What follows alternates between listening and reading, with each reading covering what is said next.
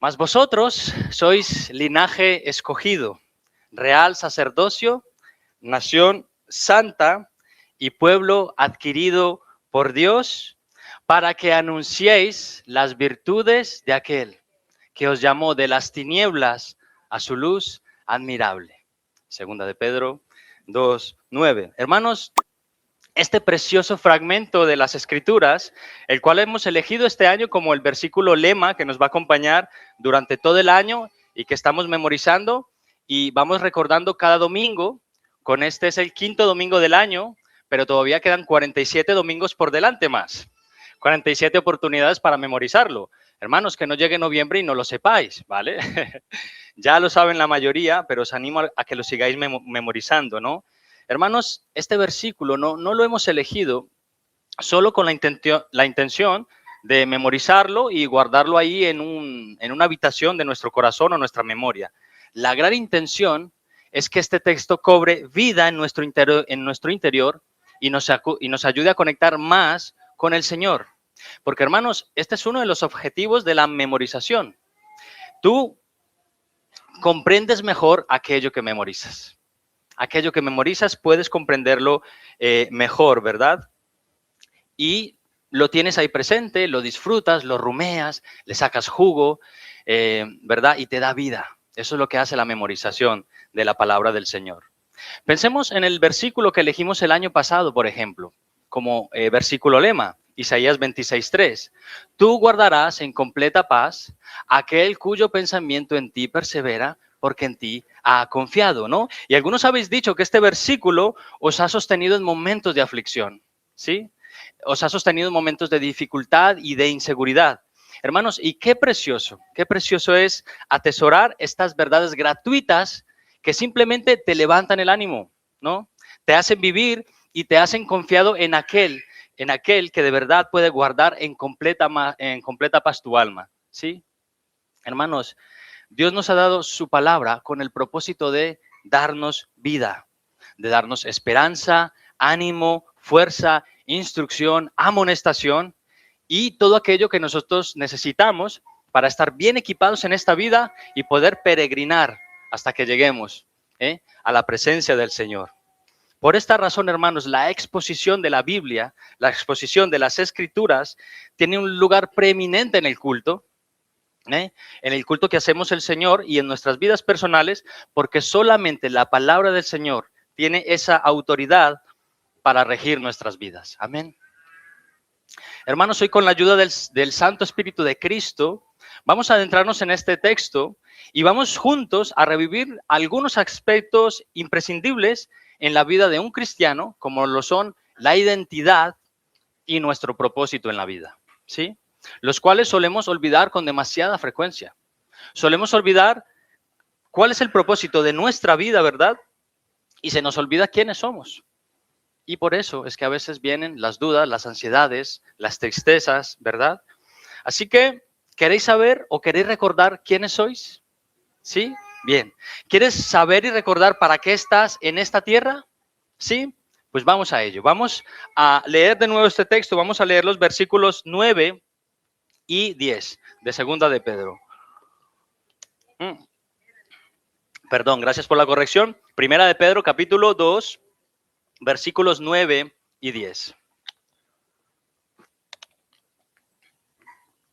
Dice la palabra del Señor: mas vosotros sois linaje escogido, real sacerdocio, nación santa, pueblo adquirido por Dios, para que anunciéis las virtudes de aquel que os llamó de las tinieblas a su luz admirable.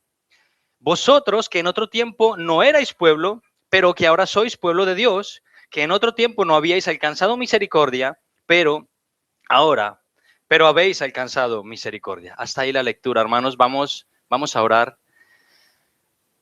Señor y Padre, dependemos de ti en lo absoluto, Señor. Estamos necesitados, Señor, de tu presencia. Necesitamos mucho que tú nos hables en esta mañana. Y por eso abrimos tu palabra, porque esta es la manera en que tú te comunicas con nosotros, Padre. Te pedimos que abras hoy nuestro corazón, que nos ayudes a estar presentes aquí en este lugar, prestar toda atención a lo que tú tienes para decirnos hoy. Limpia nuestra mente y nuestro corazón y ayúdanos a recordar por qué estamos aquí y para qué estamos aquí y quiénes somos en ti. Este es nuestro deseo. En el nombre de tu Hijo Jesús oramos, Señor. Amén y amén. Bien, hermanos, lo primero que necesitamos hacer es conectar esta porción con lo que viene hablando de antes del versículo 9. Porque nosotros hemos empezado más vosotros, o dicho de una manera, de otra manera, pero ustedes, eso es lo que quiere decir. Bueno, esta conexión aquí tiene un carácter comparativo. Y por esta razón nosotros necesitamos saber qué quiere decir con más vosotros o pero vosotros, ¿no? Es necesario porque necesitamos situar el texto en su contexto. Hermanos, contextualizar la Biblia es importantísimo para saber leer e interpretar la Biblia, ¿sí? Situar un texto en su contexto es leerlo todo como un conjunto y observar detenidamente a quién se le escribe, para qué se le escribe y cuál es el propósito con el que se le escribe. Y esto no se puede hacer si simplemente tú lees la Biblia con versículos aislados. Tú abres la Biblia, lees un versículo en Salmos, abres la Biblia, lees otro versículo en Pedro. Esto está bien, leer versículos, pero es importante leerla como un todo, como un conjunto, para saber de qué va la Biblia, para qué está escrita la Biblia, porque si no, terminarás teniendo un sistema de creencias sin tener en cuenta lo que dice la Biblia con respecto a ese asunto, ¿sí? Por eso, hermanos, en esta iglesia de verdad nos esmeramos, o creemos que al menos nos esmeramos, por intentar desarrollar una doctrina sana, una dieta saludable de palabra de Dios. Leemos con atención y escudriñamos detenidamente buscando la voluntad de Dios, ¿sí?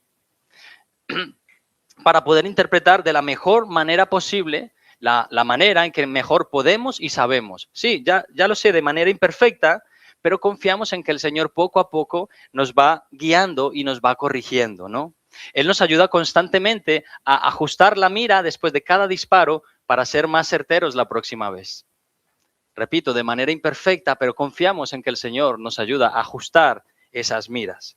Porque de hecho, hermanos, esa es precisamente la manera de proceder de las sectas, ¿no? Las sectas o iglesias donde la doctrina es insana, ¿no? Ellos toman versículos aislados que supuestamente enseñan lo que ellos intentan ilustrar y luego terminan torciendo la palabra del Señor. Y entonces surge un nuevo movimiento, una nueva secta o falsas enseñanzas. Entonces, hermanos, en este contexto, ¿qué conecta la expresión más vosotros del versículo 9 en este pasaje? Bien, entremos de lleno en ello. Más vosotros sois, ¿no? Aquí está haciendo alusión a vosotros, es decir, a todos nosotros los cristianos, y hace un contraste entre un grupo de personas que no somos nosotros. ¿Quiénes hacen parte de ese otro grupo que no somos nosotros? Bueno, leamos ahí el versículo 6 al 8 de segunda de Pedro. Por lo cual también contiene la escritura, he aquí pongo en Sión la piedra, la principal piedra del ángulo, escogida y preciosa. Y el que creyere en él no será avergonzado. Versículo 7. Para vosotros, pues, los que creéis, él es precioso. Pero para los que no creen, la piedra que los edificadores desecharon ha venido a ser la cabeza del ángulo. Y piedra de tropiezo y roca que hace caer, porque tropiezan en la palabra, siendo desobedientes, a lo cual fueron también destinados. Bien, hemos leído un poquito antes y hemos entendido mejor a qué grupo se refiere. Hermanos, este otro grupo lo conforman todos aquellos que encuentran un tropiezo en Jesucristo. ¿Sí? Se trata de los incrédulos, de los que desechan a Jesús como el Hijo de Dios y como el Salvador del mundo. No así con nosotros, porque dice el versículo 7 que Jesucristo para nosotros es precioso. Pero para los que no creen, Jesús es un estorbo, una piedra de tropiezo. ¿Te das cuenta que hay ateos que son bastante activistas en contra de todas las religiones, pero especialmente en contra del cristianismo? ¿Te das cuenta que ellos atacan constantemente al Hijo de Dios como el Salvador del mundo? Algunos de ellos no son tan hostiles con ninguna otra religión. Sí, está bien, no creen en Dios, atacan todas las religiones, pero especialmente el cristianismo. ¿Por qué? porque cualquier otra religión les dirá que tampoco es tan malo el pecado, ¿sí? Que cierto estilo de vida no es tan grave, que no se preocupen, que el infierno no existe y que no es imprescindible abandonar una vida pecaminosa. Pero Jesús no es así. Jesús no tiene pelos en la lengua para denunciar lo que está mal y a la vez sabe elogiar las virtudes y las cosas buenas de los que quieren vivir conforme a su ley. Por eso Jesús es un estorbo para una persona que no se quiere sujetar a la ley de Dios. ¿Por qué? Porque Jesús es esa voz en la conciencia que te dice, ¿sabes que esto está mal? ¿Sabes que esto es pecado? ¿Sabes que esto no lo debes hacer? Y entonces le desechan, porque es una piedra de tropiezo. Quieren seguir en su camino y Jesús representa una piedra de tropiezo para ellos. Hermanos, la voz de Jesucristo para los incrédulos es un chirrido en sus oídos. Y esto es para ellos, alguien que estorba su camino. Por eso quieren que simplemente se olvide a Jesús y al mensaje de Jesús. Pero hermanos, para nosotros Jesús es precioso. Es la piedra angular sobre la que construimos nuestra vida. Es la roca de nuestra salvación. Es nuestro alfa y nuestra omega. Él es nuestro rey. Él es nuestro todo. Jesucristo para el creyente es precioso. ¿Lo es para ti? ¿Piensas en Jesús como mi precioso Salvador? ¿O quién es Jesús para ti? Si piensas así, si piensas que Jesús es precioso, entonces estás dentro del grupo de los creyentes, de los que dicen, mas vosotros sois linaje escogido, etcétera, etcétera, etcétera. Vamos a hablar de nuestra identidad, hermanos. Para desarrollar mi identidad, yo necesito, en primer lugar, saber qué dice Dios de mí. Porque si me fijo en lo que yo pienso acerca de mí mismo, esto es, pues, una realidad bastante triste, porque hoy pienso que soy guapo y mañana pienso que soy feo. Hoy pienso que soy listo y mañana pienso que soy un tonto, ¿sí? Yo no puedo depender de lo que yo piense de mí. Yo debo depender de lo que Dios piensa y diga acerca de mí. Mirad, hemos cantado esta canción que yo he pedido a Mónica, vamos a cantarla por favor el domingo. ¿Quién dices que soy? La primera. Ha sido una pena porque debe ser que algún niño tocó la guitarra y entonces la guitarra estaba desafinada y yo no he conseguido conectar muy bien con la canción, ¿verdad? Pero ¿qué hemos cantado? ¿Qué dice la alabanza? La canción dice que somos hijos de Dios, que somos libres en Él, que somos escogidos y que somos perdonados. Y está bien, es tan solo una canción. Alguien la ha escrito, se ha inspirado en las escrituras. ¿Tú piensas que esta canción es bíblica? Total, estamos hablando solamente de una canción. Bueno, tenemos que comprobar si es bíblica precisamente comprobándolo con las escrituras. ¿Realmente crees eso? ¿Que tú eres escogido? ¿Que tú eres perdonado? Quiero que prestemos ahora mucha atención, hermanos. En primer lugar, la Biblia, este pasaje que hemos elegido este año, nos dice que nosotros somos linaje escogido. Y luego nos explica, después de decirnos que somos linaje escogido, real sacerdocio, nación santa, para qué hemos sido escogidos. Primero habla de nuestra identidad y luego habla de nuestro propósito. Hermanos, ser linaje escogido significa que somos parte de una familia seleccionada por Dios. Esto nos habla de la elección que ha hecho Dios cuando nos escogió a todos los creyentes para ser parte de su familia. Hermanos, la doctrina de la elección o la predestinación está en las escrituras, ¿sí? Tú puedes tener una opinión de cómo Dios ha elegido a los que han de ser salvos, ¿vale? Pero nadie puede negar que la Biblia enseña esta doctrina. Porque quizá hay gente que dice, mira, yo no creo en la predestinación. Bueno, es que da igual si lo crees o no. La Biblia habla de ello. Aquí el punto es saber qué es lo que tú piensas, qué es lo que tú entiendes en las escrituras con predestinación o elección de Dios. Hermanos, yo sé que además esta doctrina es una doctrina que levanta pasiones, yo lo sé. Durante siglos se ha debatido mucho y se han llegado a varias conclusiones por personas creyentes comprometidas en la fe y de alto renombre, pero han llegado a varias conclusiones, por lo cual solamente una de las posturas puede ser verdad. Porque blanco no puede ser negro a la vez. Solamente una de las posturas puede ser verdad. Hermanos, el tema de la predestinación es uno de esos temas que entre más lo estudias, más preguntas te surgen. ¿Sí? Es por eso, hermanos, que nosotros debemos hablar de ello con precaución, con tacto, porque es posible que no todos aquí en esta sala pensemos lo mismo acerca de la elección. Pero espero que todos creamos que hay una elección de parte de Dios, porque la Biblia lo enseña, ¿sí? Por eso yo pido a los hermanos paciencia, paciencia a todos, paciencia con aquellos que lo niegan o no pueden entenderlo, y paciencia y gracia con aquellos que pensamos que lo entendemos y que estamos dispuestos a defender esta postura, ¿sí? De una manera sana, de una manera amigable, con mano izquierda, ¿sí? Hermanos, Pedro nos dice que somos linaje escogido. Nosotros debemos determinar qué significa esto. Que Dios ha seleccionado a un grupo de personas para ser parte de su familia. Y no es la primera vez que Pedro lo dice en esta carta. De hecho, él empieza su carta diciéndonos eso. Si tú vas una hoja atrás, al capítulo 1 y al versículo 2, fijaos lo que dice. Versículo 2 del capítulo 1 de Primera de Pedro. Bueno, vamos a leer desde el 1.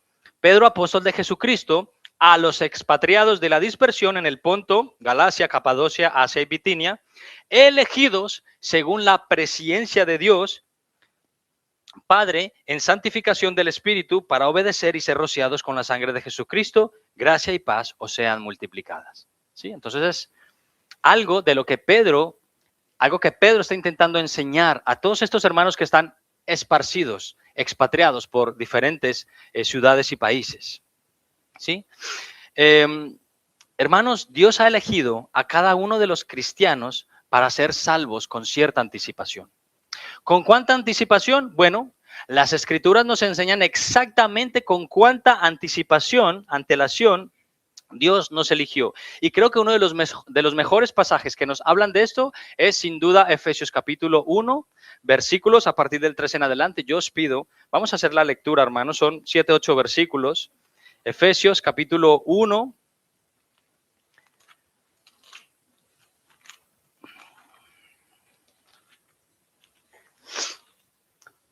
A partir del versículo 3. Vamos a prestar atención a las palabras, a los verbos, a la manera como está escrito este pasaje, ¿de acuerdo? Efesios capítulo 1, a partir del versículo 3, dice: bendito sea el Dios y Padre de nuestro Señor Jesucristo, que nos bendijo con toda bendición espiritual en los lugares celestiales en Cristo, según nos escogió en Él antes de la fundación del mundo, para que fuésemos santos y sin mancha delante de Él. En amor, habiéndonos predestinado para ser adoptados hijos suyos por medio de Jesucristo, según el puro afecto de su voluntad, para alabanza de la gloria de su gracia, con la cual nos hizo aceptos en el amado, en quien tenemos redención por su sangre, el perdón de pecados según las riquezas de su gracia, que hizo sobreabundar para con nosotros en toda sabiduría e inteligencia, dándonos a conocer el misterio de su voluntad, según su beneplácito, el cual se había propuesto en sí mismo, de reunir todas las cosas en Cristo, en la dispensación del cumplimiento de los tiempos, así las que están en los cielos como las que están en la tierra. Versículo 11. En él asimismo tuvimos herencia, habiendo sido predestinados conforme al propósito del que hace todas las cosas según el designio de su voluntad, propósito, a fin de que seamos para alabanza de su gloria, nosotros los que primeramente esperábamos en Cristo. Hermanos, una pregunta. En base a este texto, ¿cuándo te eligió Dios? Versículo 4, desde antes de que el universo fuera fundado. Antes de que existiera siquiera una galaxia, un universo, un átomo, Dios pensó en un pueblo. Dios pensó en ti antes de la fundación del mundo. No había planeta Tierra, no había humanidad y por supuesto ni tú ni yo habíamos nacido. Y Dios ya había pensado en ti. Maravilloso. ¿Y por qué te escogió Dios? ¿Qué razones encontró Dios en ti para elegirte? Por lo bueno que eres, por lo guapa que eres. No. Versículo 5, por el puro afecto de su voluntad. Versículo 9, según su beneplácito. Versículo 11, conforme a sus propósitos. ¿Pero había algo bueno en mí para elegirme? No. Capítulo 2 de Efesios, versículos 1 y 2. Y Él os dio vida a vosotros cuando estabais muertos en vuestros delitos y pecados, en los cuales anduvisteis en otro tiempo, siguiendo la corriente de este mundo conforme al príncipe de la potestad del aire, el espíritu que ahora opera en los hijos de desobediencia.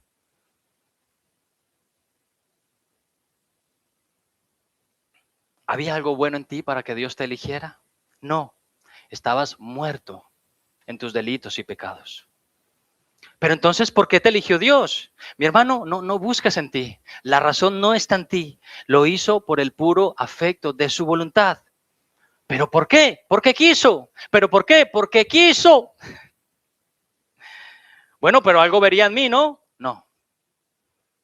Si Dios tiene que sacarte la cuenta de lo que vio en ti, te aseguro que no hay esperanza para ti. Pecado, alejamiento de Dios, muerte espiritual, bancarrota espiritual. Solo vio pecado y tu ruina espiritual, pero se propuso salvarte a ti y a mí porque nos amó con amor profundo antes de que siquiera hubiera existido el universo. ¿Ves cómo surgen cada vez más preguntas? Sí, algunas se responden, pero surgen muchas otras. Por ejemplo, ¿por qué yo sí y mi hermano no? ¿Por qué yo sí y mi vecino no? Señor, ¿por qué me has elegido a mí y no a mi madre, a mi padre? Bueno, no lo sabemos, esperamos, ¿no? Que el Señor les encuentre, ¿sí? Este tema da para muchísimo, hermanos, pero ¿será que nos eligió porque, no que sea, a lo mejor veníamos de familia noble o poderosa o porque éramos sabios, más listos que otros?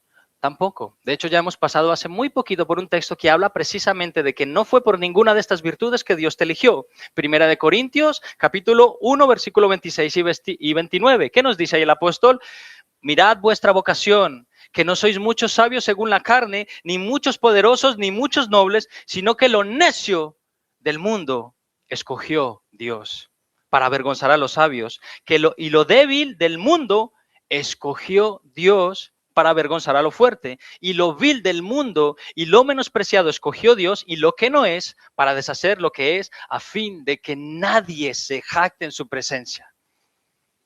Ni el listo, ni el sabio, ni el noble, ni el bárbaro. Nadie se jacte delante de Dios diciéndole, yo era esto, yo merecí ser salvo. Nadie se jacte en su presencia. Esto éramos nosotros, hermanos. Lo necio, lo débil y lo vil. Por eso las razones no pueden estar en ti. Si hay un motivo con el que Dios te haya elegido, está en Él.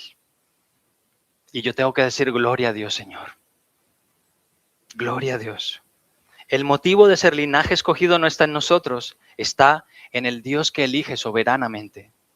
Tú y yo estábamos tan lejos de Dios, tan lejos, que no sentíamos ningún afecto por Cristo. Y da igual que hayas nacido en una familia cristiana o que hayas pensado que has buscado toda tu vida a Dios.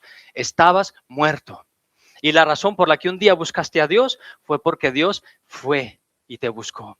Puso su espíritu en ti, cambió tus deseos y entonces quisiste buscar a Jesucristo.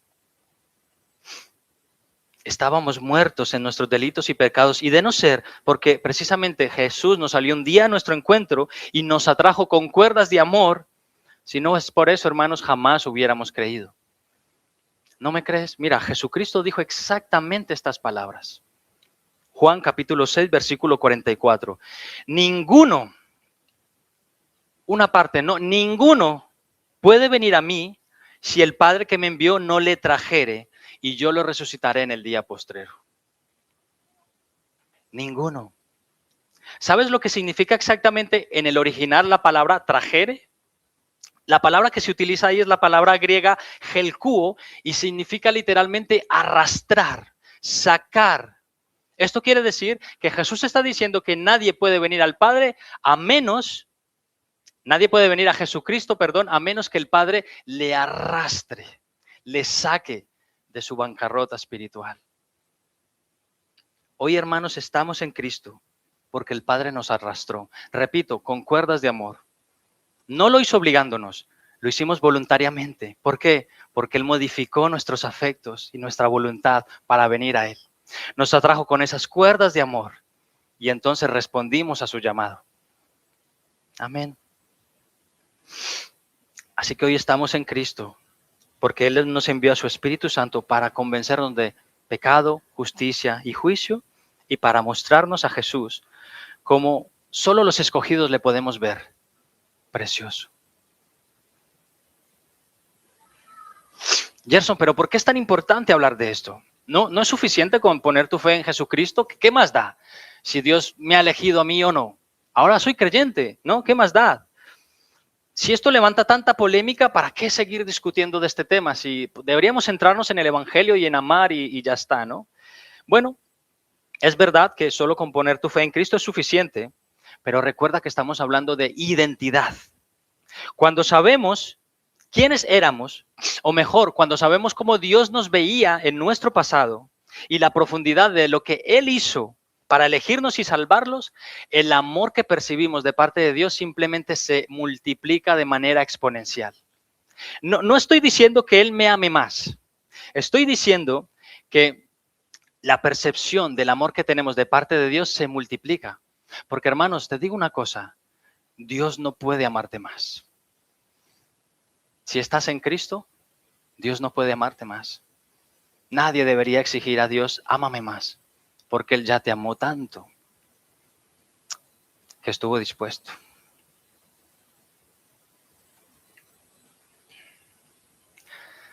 A dar a su Hijo en la cruz. No te puede amar más. ¿Qué más necesitas? ¿Qué más necesitas? Para vivir una vida consagrada a Cristo. Él no puede amarte más. ¿De verdad vas a elegir una vida de pecado y rechazar, darle una bofetada a Cristo en el rostro? Diciéndole, ya sé lo que has hecho por mí, pero yo prefiero esta vida. Pero yo te amo, me da igual, yo amo más esto que a ti. ¿De verdad vas a hacer eso? Como he dicho, mis hermanos, es un tema que da para hablar muchísimo. Y de verdad, yo no voy a extenderme más en este punto porque podría hablar toda la predicación de esto. Podríamos sacar más versículos, más textos. Pero mira, si sientes deseo de hablar de ello, podemos sentarnos un día con nuestras Biblias, tomarnos un buen café y discutir el tema, hablarlo. Da igual que estés completamente en desacuerdo. Vamos a sentarnos, vamos a hablarlo. Sacamos la Biblia, los textos, sacamos las espadas y empezamos a debatir, a combatir. ¿Sí? Pero lo que debes de saber es que has sido muy amado por el Señor desde antes de la fundación del mundo y Él pensó en ti antes que siquiera existieras y hubieras pecado la primera vez. Él ya pensó en ti. Amén. Gloria a Dios. Bien, ¿qué más dice Dios acerca de nosotros? Bueno, dice que somos real sacerdocio. ¿Sí? Hermanos, real sacerdocio, este aspecto de nuestra identidad reúne dos oficios, el de reyes y sacerdotes. No es la primera vez que se menciona en la Biblia. De hecho, Jesucristo lo dijo, fue una revelación que le dio al apóstol Juan en el Apocalipsis, Apocalipsis capítulo 1 y versículos del 5 al 7.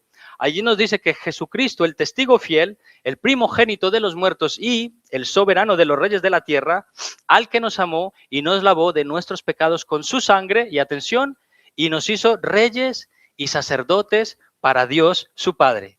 Al sea la gloria e imperio por los siglos de los siglos. Amén. Esto hace parte de tu identidad si eres creyente. Eres un rey y eres un sacerdote. Bueno, Gerson, ¿y dónde está mi corona? ¿Dónde está mi oro? Riquezas espirituales tienes en Cristo. No vamos a hablar de esto ahora, pero si estás en Cristo, eres un rey, una reina y un sacerdote o sacerdotisa, ¿sí? Este era el plan de Dios desde el principio, hermanos. ¿Sabéis cuando Dios sacó a su pueblo Israel de Egipto? Luego cuando ya están allí en el Sinaí, Dios le revela a Moisés toda su ley y le revela lo que él quería hacer con esta nación. En Éxodo capítulo 19 y versículo 6, el Señor dice por medio de Moisés, vosotros me seréis un reino de sacerdotes y gente santa. Gente santa, esto luego hablaremos de nación santa, pero ese era el deseo de Dios. Sacerdotes en su reino. Esto, hermanos, es conocido en teología como el sacerdocio universal de cada creyente. Es decir, esta enseñanza establece que todos los creyentes en Cristo comparten su condición de sacerdotes. Por lo tanto, dice, no existe una clase especial de personas que medien el conocimiento, la presencia y el perdón de Cristo al resto de los creyentes, de manera que todos los creyentes tienen el derecho y la autoridad para leer, interpretar y aplicar las enseñanzas de la Escritura. Es decir, ya no necesitas un sacerdote que haga mediador entre Cristo y tú. Ya no necesitas que solamente una autoridad interprete la Biblia por ti. Tú ya puedes ir a tu habitación y con la ayuda del Espíritu Santo entender lo que pone la Escritura. Es verdad que no lo vas a entender todo a la primera, pero ni de lejos. Necesitas estudiar la Biblia, necesitas estudiar teología. No necesariamente irte a un seminario para estudiar teología. Cuando estudias la Biblia, estudias teología, ¿sí? Bueno, pues tú ya eres un sacerdote, tienes acceso directo al Padre. Ya no te hace falta un sumo sacerdote. Y cuando estaba pensando, hermanos, yo esta semana en estos dos oficios otorgados en Cristo, pensaba que en la antigüedad solo podía ser una de las dos cosas solo por dos vías posibles. Podía ser sacerdote o rey solo y exclusivamente a través del linaje, ¿sí? Podrías llegar a ser rey si eras hijo de un rey y podrías llegar a ser sacerdote solamente si eras un levita y más concretamente de la tribu de Aarón. Solamente de esa manera. Bueno, de estas dos maneras. Y la siguiente es a través del llamado directo de Dios, ¿verdad? Porque el rey David no era hijo de un rey, pero Dios lo ungió como rey. Aarón no era hijo de un sacerdote, pero Dios lo ungió como sacerdote. Y a partir de ahí, el linaje que él daría para después, ¿sí? Y hermanos, en nosotros ambos oficios se nos dan por herencia a través de Jesucristo. ¿O cuántos de vosotros aquí tenéis el apellido de un rey? ¿Cuántos aquí sois Borbón? ¿No? Bueno, tú te pareces un poco, ¿no?, a Felipe, pero no creo que seas de los Borbones. ¿O cuántos de aquí tenéis el apellido de Aarón? Creo que ninguno, ¿verdad?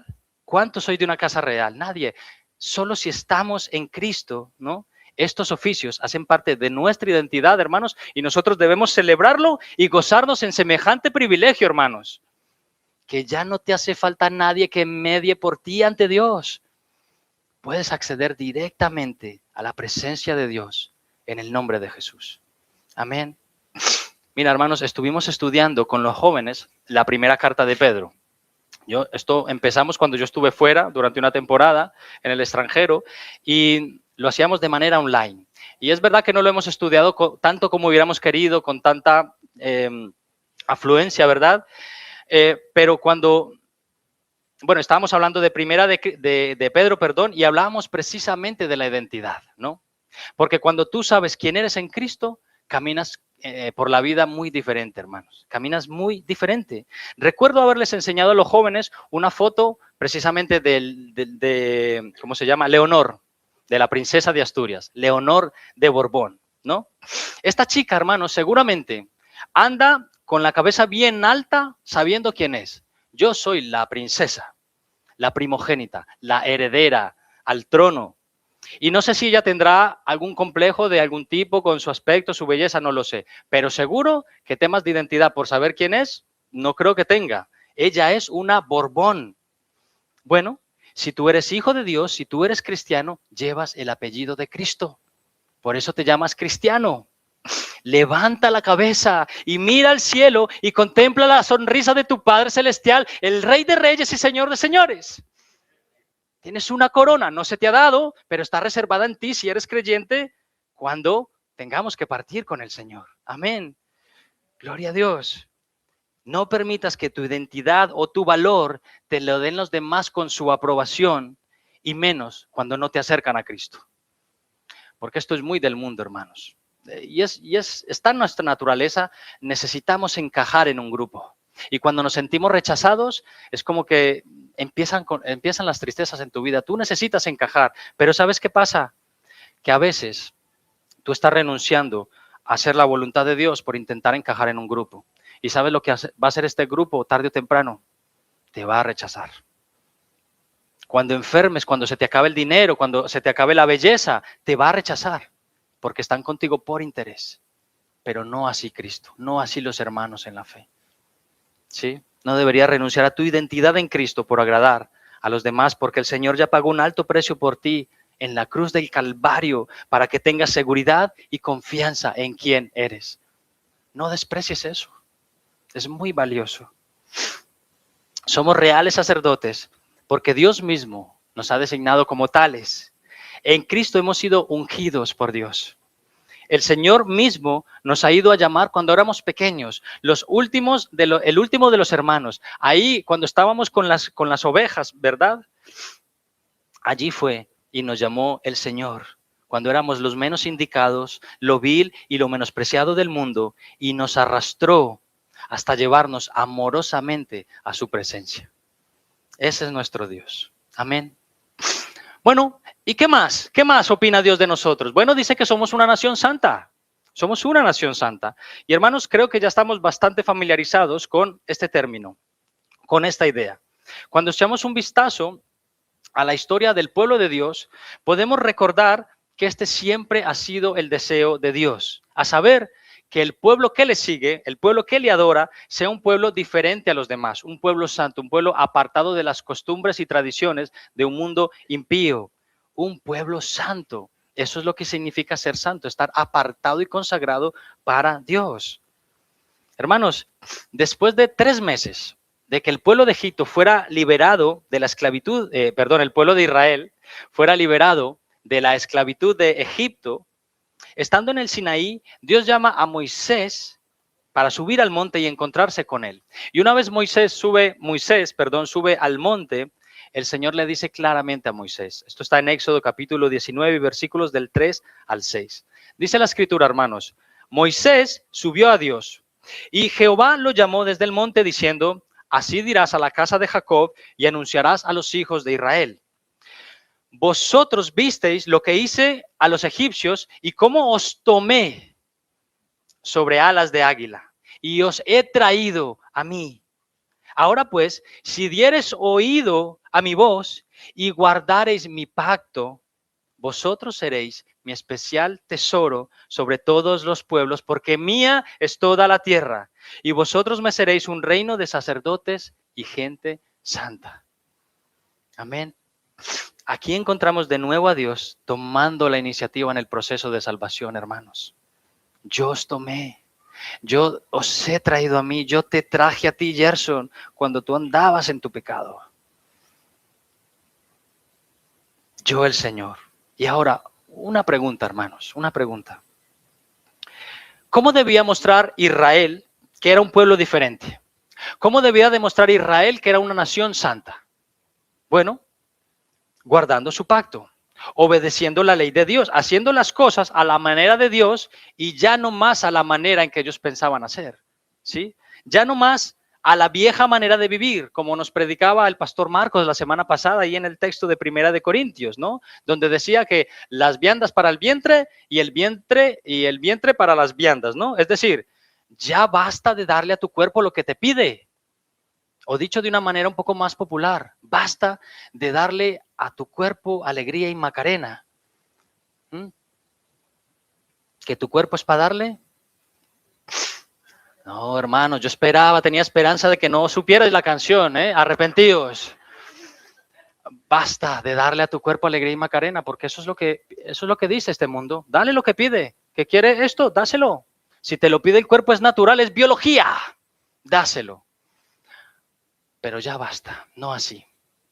Mejor a la manera de Dios. Y yo estaba pensando en eso esta semana, estaba pensando sobre qué significa ser santo.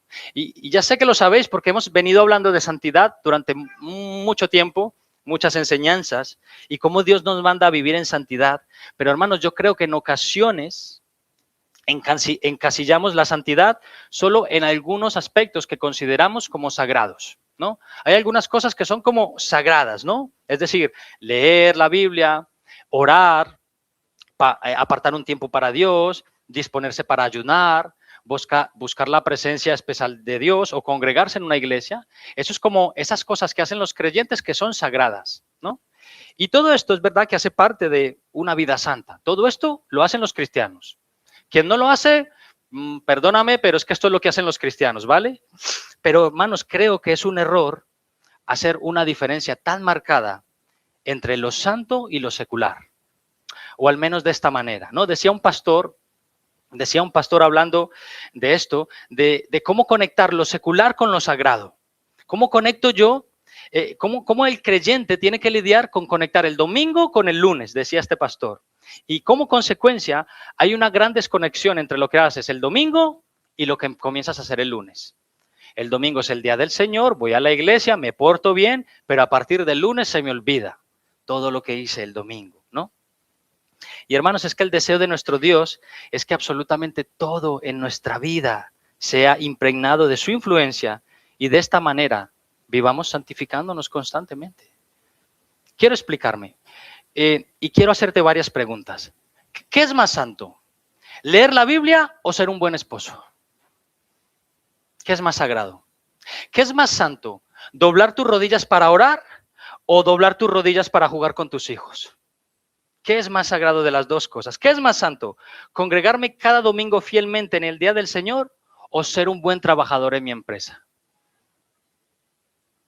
Algunos dirán, no, la iglesia, la oración. ¿Veis? Porque en nuestra mente hay una desconexión total. El domingo es el día santo, pero el martes en mi empresa no tengo por qué comportarme igual que en la iglesia. Desconectados, no debería ser así. Fijaos lo que dice la Escritura en Colosenses capítulo 3, versículos del 12 al 17. Te lo leo. Vestíos, pues como escogidos de Dios, otra vez, santos y amados, de entrañable misericordia, de benignidad, de humildad, de mansedumbre, de paciencia, soportándoos unos a otros y perdonándoos unos a otros si alguno tuviere queja contra otro. De la manera que Cristo os perdonó, así también hacedlo vosotros. Y sobre todas estas cosas, vestíos de amor, que es el vínculo perfecto, y la paz de Dios gobierne en vuestros corazones, a la que asimismo fuisteis llamados en un solo cuerpo, y sed agradecidos. La palabra de Cristo more en abundancia en vosotros, enseñándoos y exhortándoos unos a otros en toda sabiduría, cantando con gracia en vuestros corazones al Señor con salmos e himnos y cánticos espirituales. Versículo 17, el último versículo. Y todo lo que hacéis, sea de palabra o de hecho, hacedlo todo en el nombre del Señor Jesús, dando gracias a Dios Padre por medio de Él. Todo lo que hagas, todo,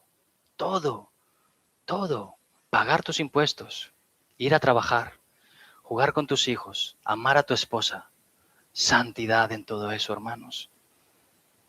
Estupendo. Todo lo que hagamos, sea de palabra o de hecho, es como para el Señor. Y de hecho, esta es la evidencia de que tú haces parte de un pueblo, de una nación santa. Y si seguimos tomando la idea del pueblo de Israel, es verdad, hermanos, es verdad que de entre las 12 tribus de Israel, había una de ellas que debía dedicarse especialmente a lo relacionado con la liturgia, con las ceremonias, con los ritos, ¿no? Era la tribu de Leví. Ellos administraban el templo, los utensilios sagrados, los sacrificios, es verdad. En cierto sentido, se le exigía más pureza a esta tribu que a los demás, solo en este sentido. Pero hermanos, los levitas también eran padres y madres, ¿no? También tenían un hogar, también tenían hijos, también tenían una vida cotidiana, también iban al Mercadona y simplemente no podían divorciar lo sagrado de lo secular, porque era todo parte de una misma manera de vivir. ¿Sí? Esto, mis hermanos, es que es de verdad, es que esto es demasiado práctico. Esto es para ponerse a vivir así. Vivir como miembro de una nación santa, de una familia seleccionada por Dios, es que toda tu vida está impregnada de su ley. Que todo lo que vayas a hacer digas, Señor, ¿esto te agrada? Eso es vivir en santidad. Señor, ¿puedo? Señor, ¿puedo ver esto en la tele? Señor, ¿puedo ponerme esta ropa? Señor, ¿debo comprarme este coche? Señor, ¿debo hacer tal viaje? A lo mejor te dice que sí, a lo mejor te quieres ir a Cancún y el Señor te dice que sí, bueno, vete y llévame si puedes, ¿no? Hermanos, esto es demasiado práctico. Mirad, hay una frase atribuida a Martín Lutero que versa así. El zapatero cristiano cumple con su deber no al poner pequeñas cruces en los zapatos, sino al hacer buenos zapatos, porque Dios le gusta el trabajo bien hecho. ¿Sí? No, yo voy a hacer el mejor trabajo con estos zapatos, cruces por todos los sitios. Que no, que lo hagas lo mejor que puedes. Estás ahí en tu trabajo con la máquina de coser, hazlo con excelencia y de buena gana. Eso es santidad. Estás en el instituto recibiendo clases, bueno, presta atención, esfuérzate, saca la asignatura adelante, no te hace falta un 10, si lo sacas mejor, pero oye, un 5 pelado en alguna asignatura también vale, pero sé diligente, trata bien a los compis, respeta a tu profesor. Esto es santidad. En casa, hombres, ¿estamos tratando bien a nuestras esposas? ¿Estamos tratándolas bien? ¿Estamos hablándoles con ternura y no ásperamente? ¿Estamos atentos a sus necesidades? ¿Estamos dedicando tiempo a nuestros hijos, saliendo a jugar con ellos al parque? Sí, pierdes 2 horas o no, no sé, pero estás ahí pudiendo hacer otra cosa. Pero es que todo eso es santidad, hermanos. Todo esto es santidad. No solamente eres santo aquí en la iglesia. Aquí nos reunimos los santos para adorar a un Dios santo, pero la verdadera prueba de fuego está ahí afuera. Aquí es sencillito, pero aquí venimos bien arreglados, ¿verdad? Recordad, mis hermanos, somos una nación santa. Vivamos, pues, como tal, donde sea que vayamos, para que tú seas reconocido por ello. Yo recuerdo que cuando me convertí, algunos amigos míos, y esto me hizo sentir bien, dicen, no, este tío es un cristiano guay, porque él sabe venir aquí, pasársela bien, beber sus cervezas y estar de juerga. ¿Por qué tienes que ser un cristiano reprimido?, me decían. Claro, yo nuevo converso decía, pues sí, ¿no? Pues no. Que seas reconocido por tu santidad, por cómo amas a tus amigos, ¿sí? No tienes que separarte del todo de ellos, a no ser que no respeten tus decisiones y te lleven a hacer cosas que no deberías. ¿Bien? Muy bien, hermanos. Hasta aquí el tercer título. Y el cuarto título asignado de nuestra identidad, según el pasaje, es el de pueblo adquirido. Pueblo adquirido. Otras versiones de la Biblia dicen que somos una posesión exclusiva, que somos un pueblo que pertenece a, o que somos el pueblo de su posesión. Hermanos, lo que significa esto es que somos de Dios. Hemos sido creados por Dios y para Dios. Y mientras esto no sea así, jamás el ser humano va a sentirse completo. Si tú estás en Cristo, le perteneces. ¿Y sabes qué? Dios te pertenece a ti. Dios es el don más valioso que tienes. No tienes nada más grande. Él es tuyo y tú eres suyo. Somos el pueblo de Dios llamados a vivir como pueblo de Dios. Y hermanos, un pueblo no lo conforma solo una persona. ¿Cuándo has visto un pueblo de una persona? Yo no he visto ninguno. A lo mejor alguien me dice, sí. Yo nunca he visto un pueblo de una sola persona. Un pueblo se refiere a muchas personas. El pueblo adquirido por Dios está llamado a vivir como un pueblo, como una comunidad. De hecho, es también a lo que apunta el contexto en el versículo 5 de Primera de Pedro. Tenemos que volver ahí atrás. A ver, no lo tengo por aquí. Mirad lo que dice el versículo 5 del capítulo 1. Perdón, del capítulo 2. Vosotros también, como piedras vivas, sed edificados como casa espiritual y sacerdocio santo para ofrecer sacrificios espirituales aceptables a Dios por medio de Jesucristo. Hermanos, piedras vivas. Me encanta la manera que tiene la Biblia de llamar a lo muerto como vivo. Un sacrificio vivo, una piedra viva. Hermanos, ¿hay algo más muerto que una piedra? Pues piedras vivas. Y somos piedras vivas que edificamos una casa espiritual para Dios, donde Jesucristo es la piedra angular, es la base sobre la que se edifica el edificio. Si no está Cristo en esta iglesia, esto no es una iglesia, esto no es nada, esto es un club social de amigos que se reúnen a comer. Pero Cristo es la piedra angular y todos nosotros piedras vivas que conforman una casa espiritual, una comunidad, un pueblo. ¿Se puede construir una edificación con una sola piedra? Ya puede ser grande la piedra, hermanos. Ya puede ser grande la piedra. Entonces te pregunto, bueno, esa era la pregunta. ¿Se puede construir con una sola piedra? La respuesta es por supuesto que no.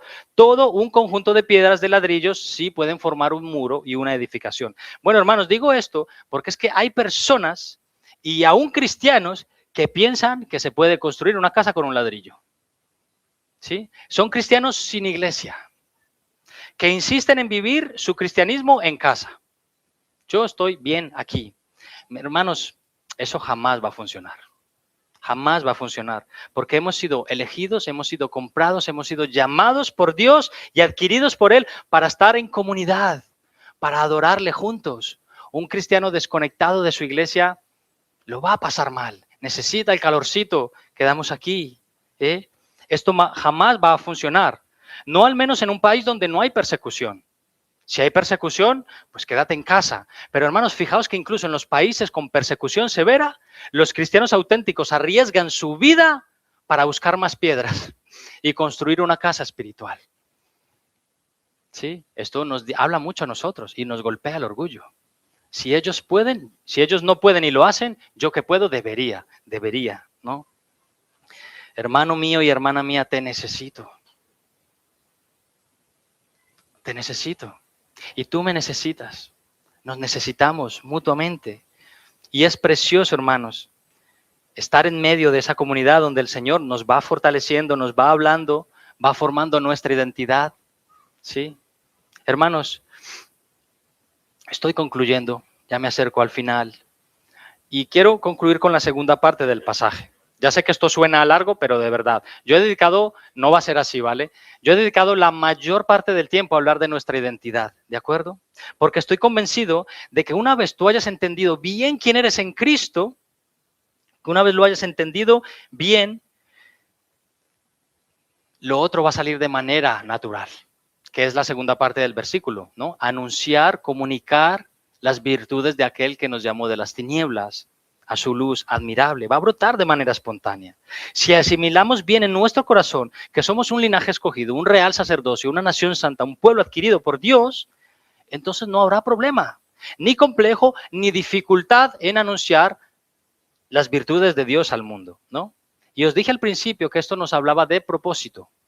La razón por la que existimos, la razón por la que tú estás en esta tierra, la razón de esta iglesia es la gloria de Dios.